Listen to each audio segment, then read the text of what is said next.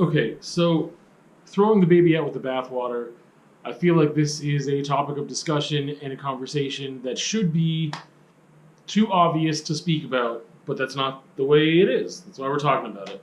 It is very adjacent, if not a little overlapping, with um, two other conversations, most notably the one I've had before on separating art and the artist, and a little bit about one where I asked if we should be banning books, which talks about if ideas are dangerous or not, when do they become dangerous, etc.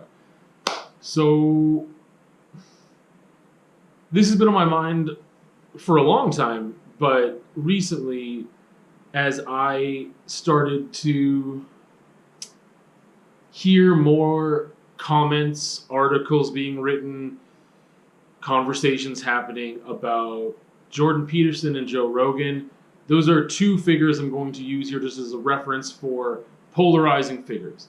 There's many to choose from, but those are some popular names. Recently, especially especially Joe Rogan. Jordan Peterson, I think, is more polarizing than, no, maybe they're equal. Either way, I think that Joe Rogan is a more known name than Jordan Peterson.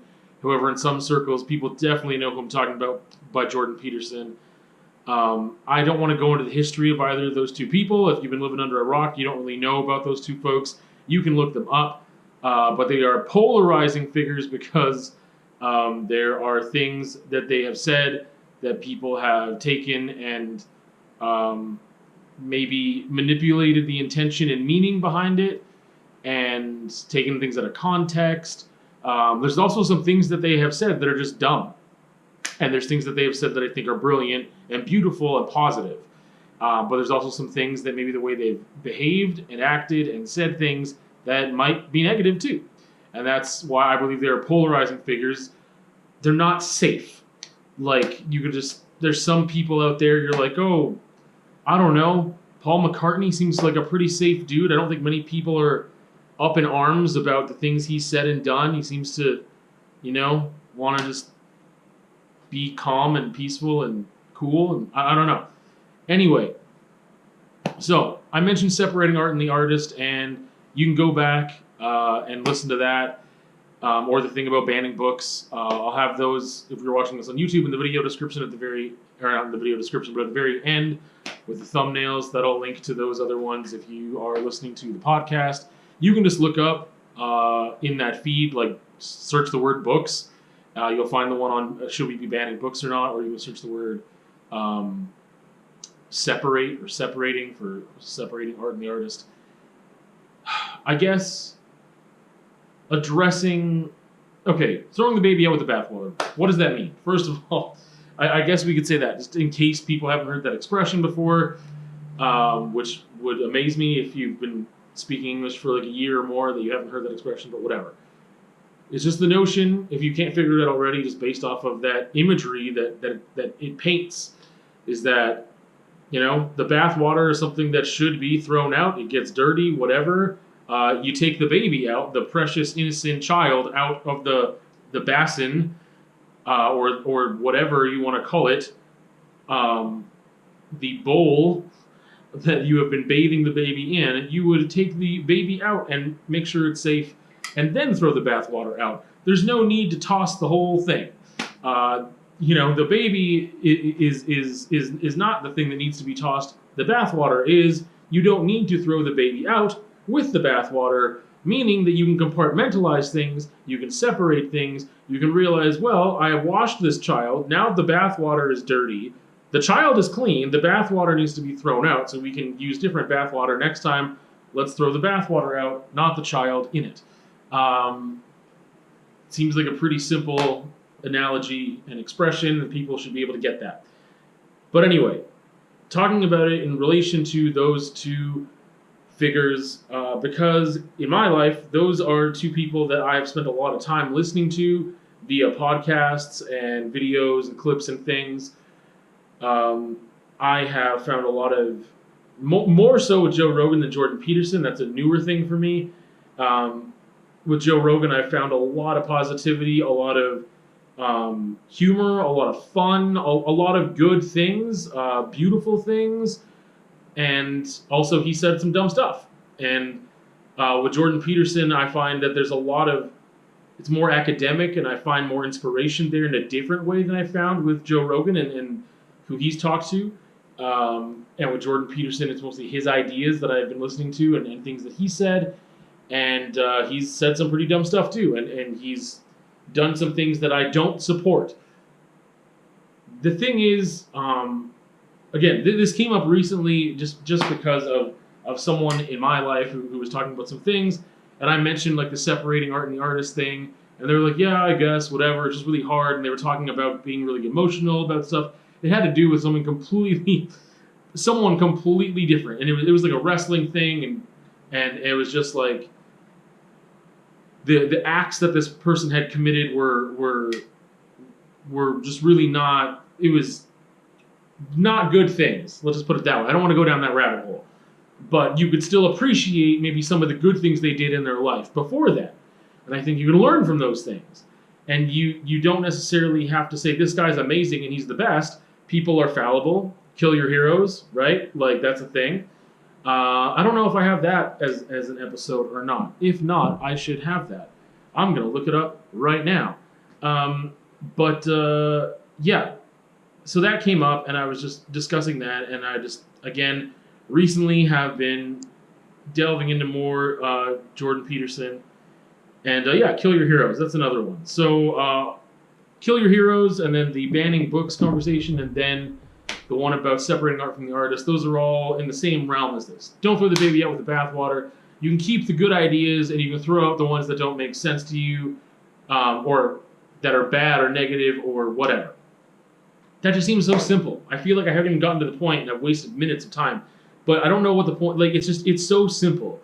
I think that what categorizes a person as maybe being this type of intelligence that I like to recognize is someone who has critical thinking skills. And part of that critical thinking, I think, is deciphering what things are positive for you and what things are negative for you, and not being a blind follower. Thinking critically means that you're not a sheep, right? You don't just listen to what anybody says and like, that's all sounds fantastic, and I'm just going to do that. Like, that doesn't make sense, right? It's not like, oh, someone spoke to this thing I believe, and the other stuff I wasn't sure about, but they said this one thing that I really believe in, so now I just believe in everything they say. They must be really smart because they're supporting this idea or belief that I already have. So everything else they're saying must be great. No, that's really just following things blind. On the opposite end of that is the same thing, though, is people who say, oh, Jordan Peterson, he's garbage, everything he says is trash, why do you listen to that? And that's a question that I've kind of had of, like, people kind of not outright saying it, but being like, you're a smart guy, like, I don't get why you would listen to that, or why you, whatever, right? And I'm like, okay, like, being smart, though, is thinking critically, is saying, you know, yeah, there's some things he says that I don't agree with. There's some things that he says that I've looked into a little more and realized aren't for me and they don't make sense to me, and I'm not going to follow that train of thought or apply it to my life. You know, I think that there's a lot of good there that I have heard that I want to continue exploring. But that's what exploring is. It's not just following a trail 5 feet in front of you and then you end up at a destination. You don't know how you got there. It's looking around and deciphering what is the best way to go. Is this more dangerous? Is this path going to be better? You know, like yeah, it's exploring is an avenue for learning and making choices, not just, again, following things blindly. So, and that's where it comes down to this thing of, like, we don't need to toss this whole person out. Like, no matter what, I don't think, like, you can cancel a person, but I can still, again, separating the artist from the artist, you can cancel a person, or you can say, I don't really want to financially support that person because some of the things they've been doing with their money are maybe spreading some bad ideas, if you want to go there. And then you can go into that conversation, like you said, on banning books. Should we ban books? Because our idea is dangerous. At a certain point, for certain people, I believe yes. Other times, I don't really think ideas in themselves are dangerous. But the problem is that we have people who are not as cognitively able, or are very power hungry and narcissistic, etc., that might take those ideas and run with them. And then that is dangerous when they're put into action by people who are not thinking critically enough or have bad intentions.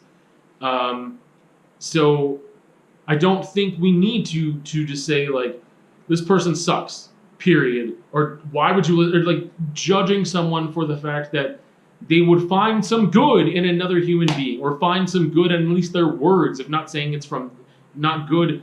They are not good, but you could find strength in those words and positive things and wonderful, beautiful things that can come from those ideas they have, or conversations that they've explored with other people, questions they've brought to the fore. I just find it so fascinating how people are so quick to shut someone out or shut someone off. I'm very judgmental as well. I make very quick judgments. But when it comes to these type of things, it's just I just don't get that whole notion of just like throw it all out. It's like, okay, but you don't have to do that. You don't have to do that. Again, you can separate the art from the artist, but some of the art in itself could be bad and not good. Some of the words and ideas and thoughts and feelings or whatever could not make you feel good, but other stuff they say can. So you can just let the stuff that doesn't feel good, doesn't make sense to you, you don't like it, whatever, let that roll off. And the stuff that does make sense to you, you can take it. I'll give you another example. There's Dr. Becky. She is like a, I don't know, childhood psychologist, I think, and she talks about parenting a lot. And there's something she says, I'm like, yeah, I don't think that doesn't work for me. It's not really with my philosophy that I want to apply to children. It doesn't just vibe with me that well. I'm not going to use that. I'm not going to use that approach. This other stuff, though, sounds really good. I'm going to use that. That sounds good. I think it's worth giving a shot, or exploring more, or just having an experience with and seeing what happens.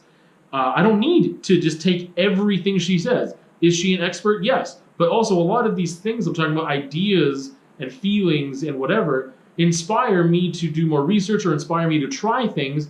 They're not factual, right? Like, some of these things can be factual. There's lines when you get into the social sciences of what can be factual and what's not, and what's just an idea, and maybe something that'll work for you, maybe something better works for someone else, etc. It's just like philosophy, right? Like, I mean, there's just different modes and methods and ideologies and whatever, and some of them really work for one person, they don't work for another, and they can end up at the same place, and that place might just be being happy. and just, you know, I'm not saying that, oh, he said this thing and that makes me feel really good and positive, and, you know, it doesn't make you feel that way. I'm saying that there's things that are inherently not just perceived by me as positive, that things that someone is saying, like let's say Jordan Peterson could say, love your neighbor, you should really help your neighbors out, you should really, that shows a strength of character or something, right? This is just an example. Let's say he said that. Let's just pretend that. I don't think someone would say, without knowing who that came from, I don't think they would say, yeah, that's garbage, that sucks, I don't like that, depending on how you interpret. Like, no, I think most people would be like, that makes sense. I would want someone to treat me that way, golden rule stuff, whatever, right? But then they're like, oh, like, he said that? Like, okay, well, and then just like, why do you listen to that, whatever, and just start coming in with negativity. Because again, it comes back to critical thinking, which I really, really value. And it's that thing that I think a lot of people start to show they don't value, nor are they capable of practicing or want to practice, when they start throwing the baby out with the bathwater, when they can't separate art from the artist. Some of that one is a little more emotionally driven. I think there's some nature there, and some nurture that some people can work on. Maybe some people just can't seem to do that. I have a little more flexibility with that, but I still think your level of enjoyment and level of even ability to learn things hinges on your ability to not throw the baby out with the bathwater, and to separate the art and the artist, to have that discussion about are ideas dangerous or not, and to think about killing your heroes. Is that you shouldn't villainize somebody so quickly because of one thing or a handful of things, even multiple things you've heard that they've said that you don't jive with. When someone is telling you, like, okay, yeah, I don't jive with that either. Like, I'm on the same page with you. I don't like that stuff. This other stuff over here is inspiring me though in this direction. And for a person to just again shut you down or cancel you or whatever is just I just have a big problem with that. So I think that's really all I got to say about that. It links in with that other heavier conversation, and it all comes back down to critical thinking.